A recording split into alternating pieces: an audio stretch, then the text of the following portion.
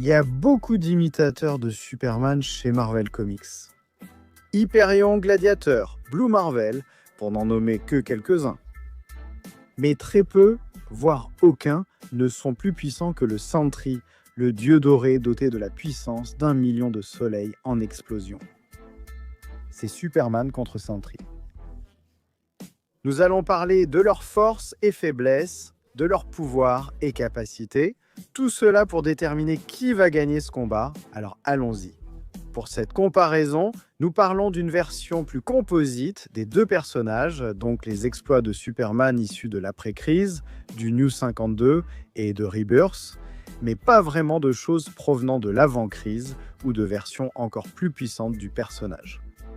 Ensuite, pour Sentry, à peu près tout s'applique parce que Sentry est sans aucun doute l'un des personnages les plus déroutants de Marvel. Il est Sentry, il est le Void, tout est combiné en un seul, donc tout compte pour lui. Alors commençons par parler de leurs forces et capacités. Pour commencer, Superman est évidemment incroyablement fort. Je veux dire, il n'est clairement pas étranger au fait de déplacer et soulever des planètes. Il a déjà déplacé la Terre à lui seul. Trop de fois pour m'en souvenir. Il a ramené la Terre dans son orbite avec Green Lantern, alors que Starbreaker essayait d'utiliser ses pouvoirs pour déplacer la Terre vers le Soleil. Il a de nouveau ramené la Terre avec Wonder Woman et Martian Manhunter. Il a déjà déplacé la Lune et accompli régulièrement des exploits à l'échelle planétaire. Il a même réussi à soulever le poids total de la Terre pendant 5 jours d'affilée, à peine transpiré, même pas fatigué. C'est fou, surtout que ce n'est même pas proche de sa répétition maximale. Et ça, c'est seulement tout ce que nous pouvons quantifier scientifiquement. Superman gère régulièrement l'extrême des extrêmes en matière de force. Comme il a déjà soulevé un livre infini avec des pages infinies. Il a aidé à soulever le spectre, qui est aussi lourd que toute l'éternité. Il a tenu des trous noirs dans la paume de ses mains, il a même déjà déplacé un système solaire compressé. Il a brisé des lignes temporelles et franchi les limites de l'espace-temps lors de certains de ses combats. Il a même déclaré que des concepts comme le poids ou même l'espace-temps ont perdu tout leur sens pour lui. Il a déjà séparé des réalités entières. Il a secoué toute la zone fantôme, un univers infini, sans limite et sans fin. Et il a même dit qu'il pouvait la détruire entièrement. Ensuite, il y a son combat contre le Forgeron du Monde. Le Forgeron du Monde est un être de la 6e dimension, le frère du Moniteur et de l'Anti-Moniteur. Et sa mission était de créer des univers dans le but de façonner le multivers parfait. C'est le travail de Superman de l'arrêter. Superman commence donc à s'imprégner du soleil, d'abord avec un seul soleil, puis en volant vers de plus en plus de soleils, jusqu'à ce qu'il se sente plus rapide, plus fort et plus puissant que jamais, auparavant. Se sentant plus que prêt à affronter le Forgeron du Monde, et il l'a affronté avec un seul super coup de poing, Superman n'a pas seulement vaincu le Forgeron du Monde et laissé un trou de la taille d'un continent sur la planète, mais il a aussi fissuré et endommagé la 6e dimension et détruit le chef-d'œuvre du Forgeron du Monde, anéantissant un multivers entier et vide qui était stocké dans ce marteau. Oui, c'est vraiment difficile de dire que quelqu'un est réellement plus fort que Superman, mais je pense qu'on peut soutenir que Sentry est tout aussi fort que Superman. Maintenant, Sentry est sans doute le héros le plus puissant de l'univers Marvel, et je veux vraiment dire le plus puissant. Sentry a détruit des lunes, brisé des planètes et déchiré le tissu de l'espace. En réalité, sa force n'a pas de limite supérieure connue, et même si on le compare à 2 des gars les plus grands, les plus forts et les plus résistants de Marvel, Thor et Hulk, Sentry peut quand même carrément dominer. Sentry a pu affronter et battre Thor à de nombreuses reprises dans les comics. Et Thor est facilement l'un des héros les plus puissants que tu aies jamais vu. Il a pu se battre contre Zeus pendant un mois entier. Il s'est battu contre son père Odin. Il a lutté contre l'incarnation même de la force d'Odin. Il s'est battu plusieurs fois contre Méphisto dans le propre royaume de Méphisto. Ces trois gars-là ont tous démontré des pouvoirs véritablement à l'échelle du multivers. Ou tu peux parler de toutes les fois où Thor a interagi avec l'arbre-monde Yggdrasil. Comme quand il était juste un bébé, il a réussi à secouer chaque branche de l'arbre et chaque royaume dans les branches, rien qu'avec ses pleurs. Il a déjà brisé les racines d'Yggdrasil, il a réussi à secouer l'arbre de la racine à la branche, et il a même directement surpassé l'arbre, au cas où tu ne le saurais pas. Yggdrasil est cette hyperstructure qui soutient les 9 royaumes, qui ont en fait été confirmés comme étant des univers d'espace-temps distincts et séparés. Et ce n'est que la partie émergée de l'iceberg infini qu'est l'arbre-monde. Et en allant encore plus loin, eh bien, Yggdrasil est censé être tout, avoir ses racines et ses branches dans tout ce qui existe, contenir une infinité d'univers différents et exister à travers une infinité de plans de réalité. Donc c'est fou. Et encore une fois, Sentry a surpassé et battu Thor. Bien sûr, Thor a déjà réussi à tuer Sentry. Nous y reviendrons plus tard. Mais Sentry a aussi mis Thor knockout en 2 coups de poing, tout en faisant trembler la planète jusqu'à son noyau. C'est pareil pour Hulk. Hulk a été capable de détruire la dimension de Nightcrawler, de rivaliser avec les Célestes de plusieurs façons différentes, et même de se battre à égalité avec Zeus. Même si on pourrait croire que Hulk se faisait écraser par le Skyphaser dans ce combat, et qu'ils ne devraient vraiment pas être comparés l'un à l'autre, Hulk a en réalité réussi à se battre à peu près à égalité jusqu'à ce que Zeus commence à absorber la force de Hulk pendant le combat. Hulk ne pouvait pas augmenter sa puissance assez vite pour compenser cela. Avant que cela n'arrive, eh bien, Hulk donnait du fil à retordre à Zeus. Dans Sentry, il est capable de se battre contre World War Hulk, où Hulk est à son niveau de colère le plus élevé, plus en colère qu'il ne l'a jamais été auparavant, et donc plus fort qu'il ne l'a jamais été. Le même Hulk qui écrasait tous les héros de la Terre, et tout le monde était terrifié à l'idée de l'affronter. Alors que Sentry arrive et parvient à l'égaler dans un combat au corps à corps, alors que Hulk se donne à fond. En réalité, on pense généralement que Sentry se retenait ici. Ce dont Hulk en avait besoin, c'était d'un punching ball pour libérer sa rage et sa colère.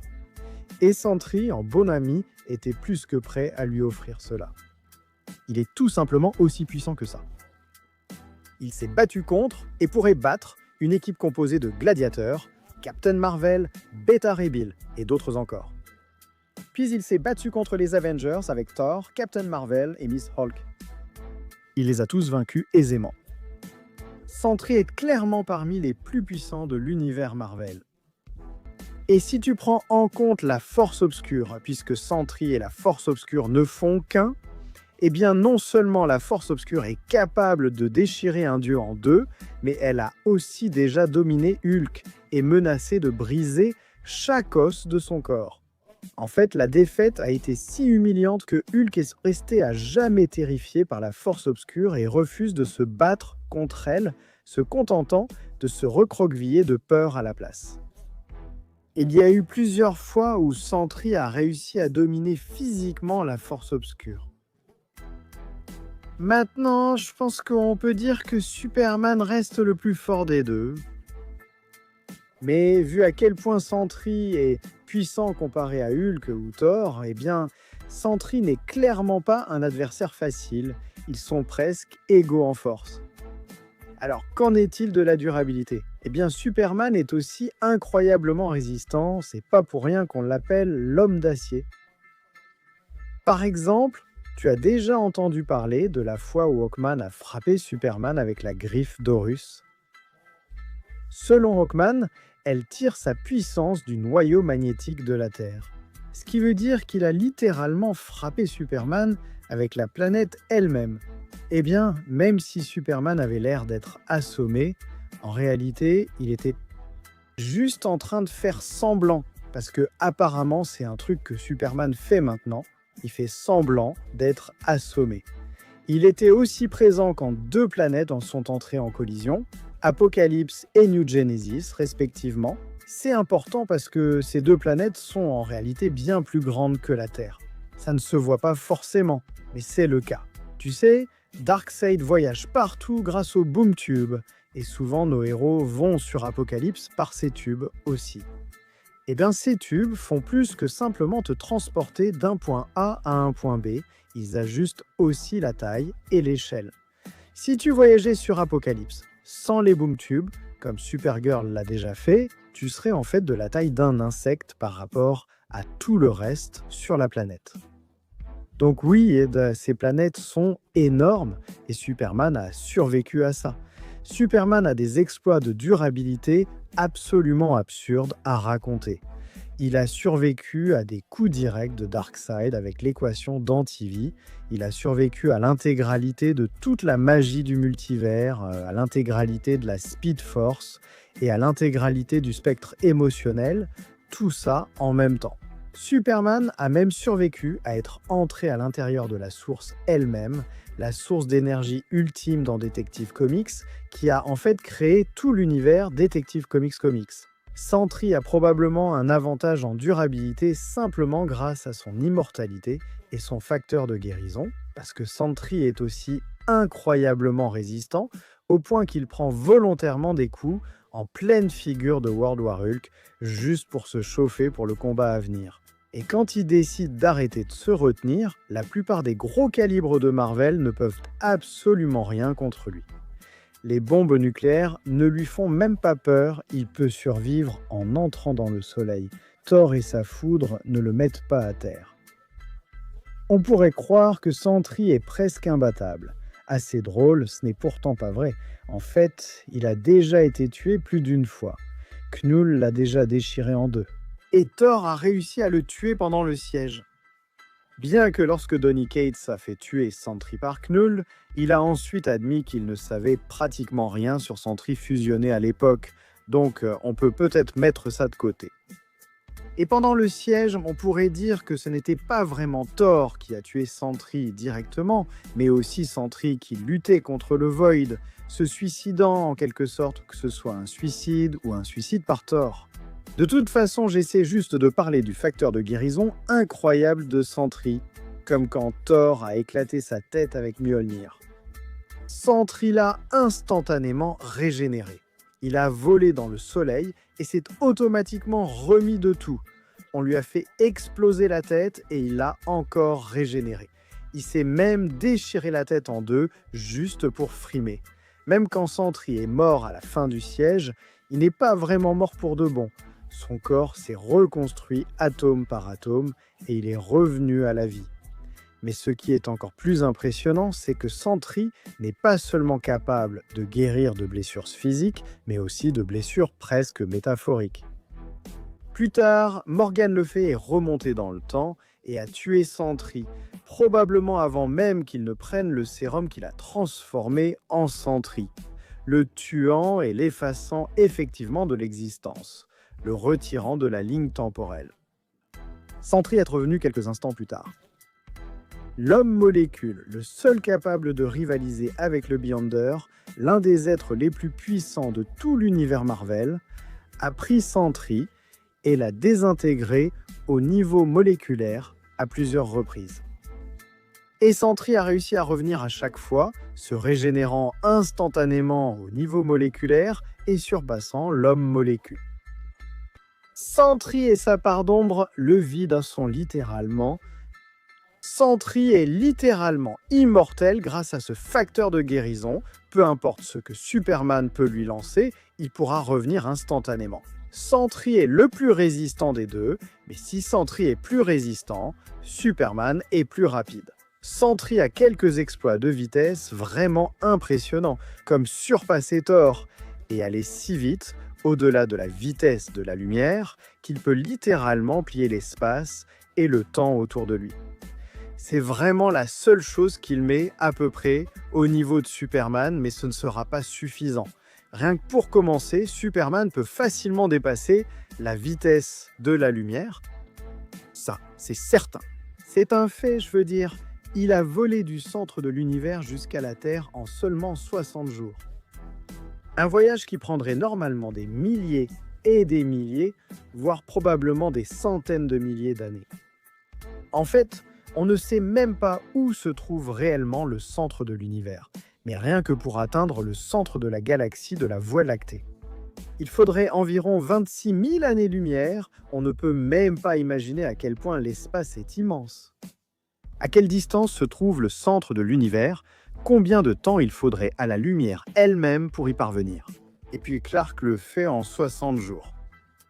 Je ne pense pas que nous puissions comprendre à quel point c'est impressionnant. Et il peut aussi agir tout aussi vite dans un combat. Je veux dire, même en dehors de choses comme frapper Doomsday littéralement des milliers de fois en quelques secondes, il est capable de percevoir et de bouger en microsecondes et en nanosecondes. Superman est très rapide et c'est tout à fait dans le caractère de Superman de foudroyer ses adversaires en utilisant sa vitesse dans un combat pour les submerger complètement, porter des milliers de coups tout en esquivant tous ses adversaires. Clarke l'a fait suffisamment de fois pour qu'on puisse dire avec certitude qu'il le ferait aussi ici. C'est dans sa nature. Maintenant, je veux être clair, Superman est incroyablement puissant. Il a presque détruit l'univers en se battant contre une autre version de lui-même, où il a régulièrement été capable d'affronter des méchants qui avaient le pouvoir de détruire des univers, ou qu'il attaquait avec toute la puissance combinée d'un univers. Il a vaincu Darkfather d'un seul coup de poing, une version alternative de Darkseid qui possédait l'équation d'antivie. Il s'est battu contre des êtres de la 5e dimension dans un combat qui a eu lieu partout et à travers tout le temps en même temps. Il a ébranlé le royaume infini de la zone fantôme rien qu'avec sa colère. Il a menacé de finalement se déchaîner et de la détruire. Et bien sûr, après avoir absorbé l'énergie solaire, il est capable de mettre knock-out le forgeron du monde d'un seul coup et de détruire le multivers de remplacement. Il y a beaucoup d'exploits impressionnants, mais le fait est que Sentry a tout autant d'exploits impressionnants. Même si on prend simplement l'idée qu'il possède littéralement la puissance d'1 million de soleils en explosion, eh bien, dans Marvel, il a été dit à plusieurs reprises qu'un seul soleil en explosion possède assez de puissance pour anéantir plusieurs systèmes solaires. Lui, il a la puissance d'1 million de soleils. Mais même en dehors de ça, eh bien, Sentry est peut-être le seul héros capable d'affronter Galactus tout seul, alors que Galactus est une entité cosmique abstraite et un être multiversel. Ou bien il y a eu un moment où la Void a aussi réussi à dominer le dieu de la magie, Doctor Strange, et le sorcier suprême, Loki. Et même si Loki est très puissant comme sorcier suprême, c'est vraiment le Doctor Strange, dieu de la magie qui possède le pouvoir d'Yggdrasil, l'arbre-monde, et qui a accès à plus de magie et de puissance qu'il n'en a jamais eu auparavant. Cela ferait donc de ce Doctor Strange la version la plus puissante de toutes. Et je n'ai pas besoin de rappeler à tout le monde, mais Doctor Strange a accompli des choses vraiment folles au fil des années. Strange n'est pas seulement l'un des héros les plus puissants de Marvel, il est tout simplement l'un des êtres les plus puissants. Point final. Dans cette version de Doctor Strange, c'est la version la plus puissante de toutes. Et puis, voilà que le vide arrive et surpasse Doctor Strange et le sorcier suprême Loki. Tout cela en même temps. Puis Sentry arrive, il parvient à surpasser le vide. D'ailleurs, regardez même en arrière, Sentry a réussi à vaincre l'homme molécule, le type qui peut rivaliser avec le Beyonder. Maintenant, imaginez un combat multiversel et Sentry l'a battu. C'est comme si Superman pouvait battre Dr Manhattan rien qu'en y pensant. C'est ce que Sentry a fait. Et pour moi, l'homme molécule est encore plus puissant que Dr Manhattan. Superman peut clairement gagner ce combat. Je veux dire, c'est Superman. Mais si tu enlèves l'instabilité mentale de Sentry, je sais que c'est une partie intrinsèque du personnage, mais c'est pas ça, mais suis-moi là-dessus. Si tu mets de côté les problèmes mentaux de Sentry, eh bien, il est censé être immortel, omnipotent, avec une puissance illimitée, et il a été décrit comme le héros le plus puissant de Marvel des milliards de fois. Il n'a pas seulement la force physique pour tenir tête à Superman, mais il possède aussi des pouvoirs télépathiques complètement abusés et la manipulation moléculaire. Eh bien, s'ils se battent tous les deux à leur meilleur niveau, alors je peux voir Sentry gagner. C'est serré, mais je pense que Sentry a les pouvoirs et les capacités pour vaincre Superman. Sentry gagné.